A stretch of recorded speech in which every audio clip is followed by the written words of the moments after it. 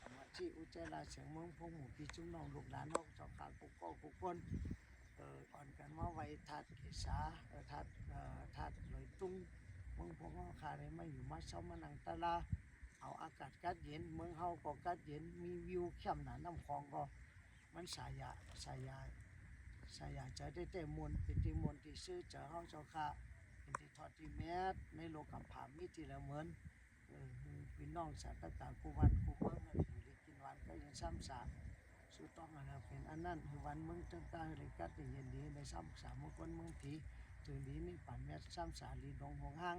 กูคุณกูนั่งกูเจ้ากูป้าสกามเลยตานกูโสมีตีนายมียามีนามโมคาสัตตกาได้สัมปรมีมาลายเส้นกำพาตั้งสิ่งตั้งลงในจึงพี่จึงสามจึงสัจจึงโคนวิริยาสัตวาในสัจวาลาอนันตสัจวาลาตั้งสิ่งแทนต่อหุมจมสาธุอนุโมทนาและให้ผู้สุขวันดีเพ่งกันสิ่งสักกรรมเลยตาโนสาธุสา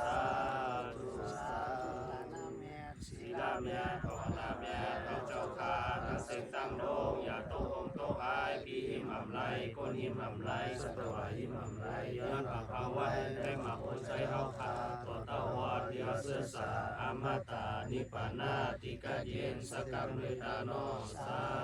ธุสาธุสาธุจำได้ดี